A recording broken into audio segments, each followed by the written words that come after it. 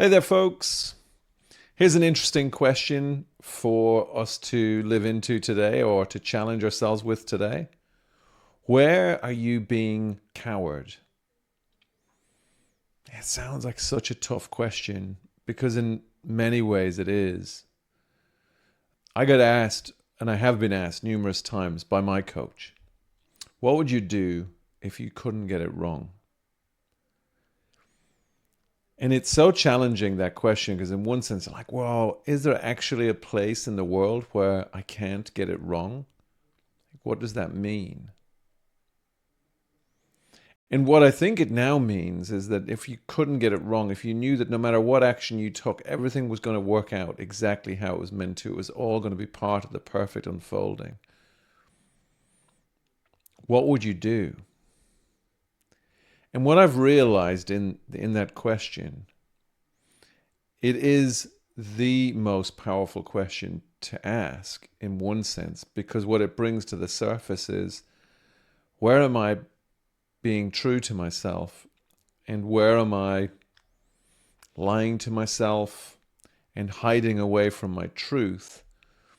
Because when I think about whatever it is that's alive in me, whatever it is that's in my heart, whether you call it the tickles of your soul, listening to your gut, whatever that is, I get really busy-minded about what might happen next, what the possible consequences could be of me doing the thing or saying the thing or stepping in a direction that just feels so alive in me, and not always alive in the most exciting, oh, this has great possibility, but sometimes alive in me in a sense of, oh, I almost wish that it wasn't there. Because I kind of know that the chances are high that I won't necessarily be universally loved for doing or saying the thing that I'm being called to do or say. And yet, for me, when I think about living into our brilliance, when I think about living into my brilliance, I really know that is one of my biggest opportunities.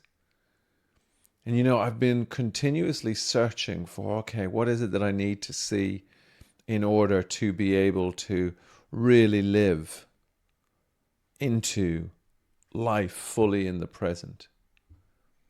And I saw yesterday that is it. It's, if you really knew you couldn't get it wrong, Alan, what would you do? Would you be prepared to go beyond my noisy mind and act upon the tickles of the soul, the tickles of the universe, the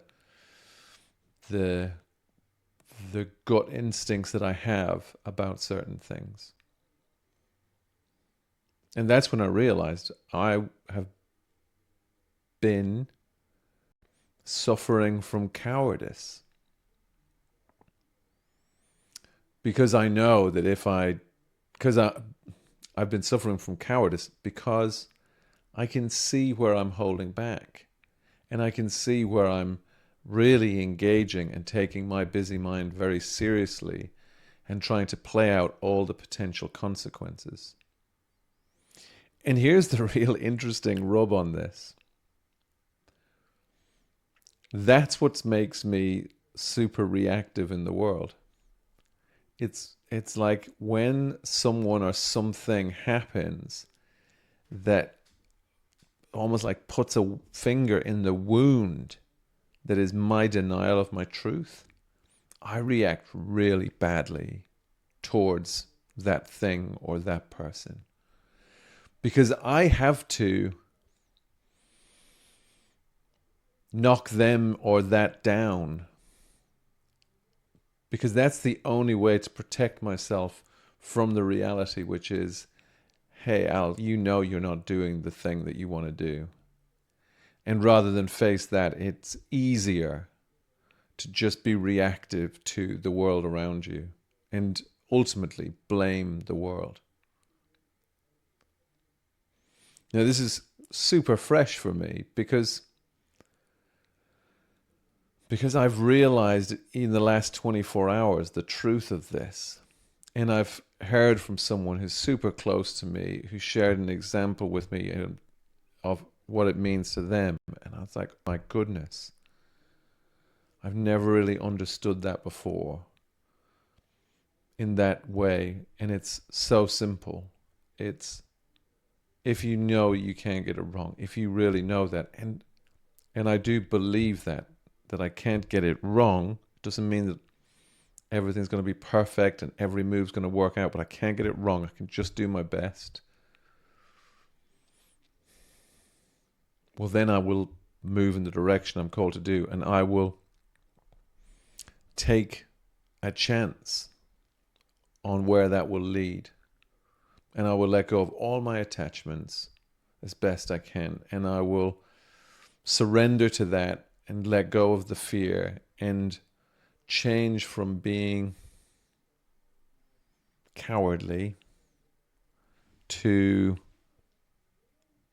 being, I guess, courageous. Yet yesterday when I was talking to this person, I was like, wow, it doesn't even feel like you're being courageous. It feels like so much softer, like you've surrendered. But I think for me, it's going to require some courage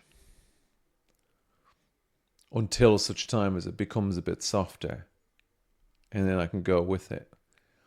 And the reason why this is so important to me is because I want to be less reactive to the world around me. Like, I don't want to get caught up in the drama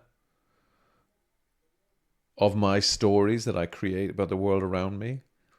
And so I know I can practice that, but I really know that in order to be less reactive, I have to be more honest with myself. And I have to act upon my honesty. And that is not always easy. Because sometimes when we talk about honesty, and I talk about being honest, how do we be radically honest? It's always really in the context of other people. And I just realized, like, I can't be radically honest with anybody else until I'm prepared to be radically honest with myself. And I hold my hands up right now. I know that I haven't been radically honest with myself. And I've disguised that in going searching for more wisdom. Because if I find that, then maybe I won't have to be honest with myself. Maybe I won't have to take that risk.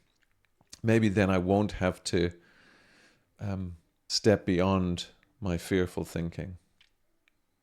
And the truth is, as I see it now, that is such a load of bullshit.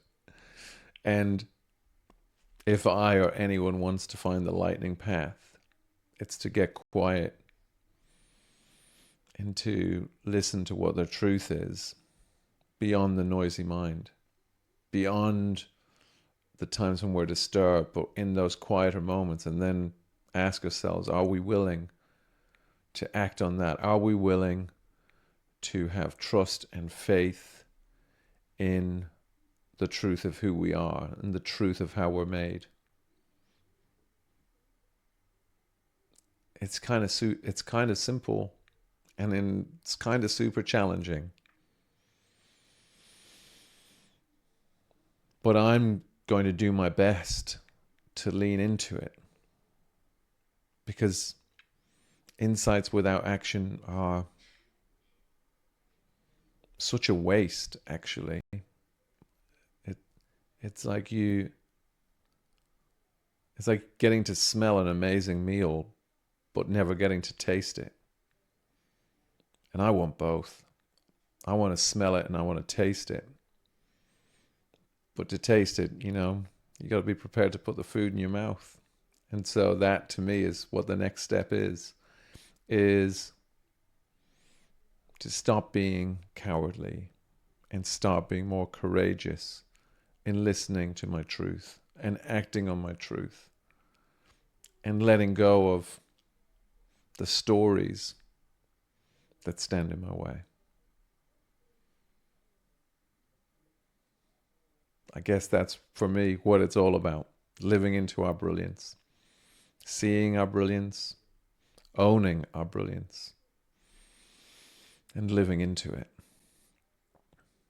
And that's available for every single one of us. That's it for today. And if this resonates, if you are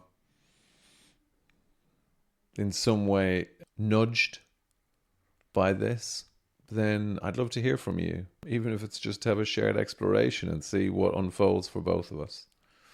But until then, or until we next come across each other in the digital or real world, keep living into your brilliance.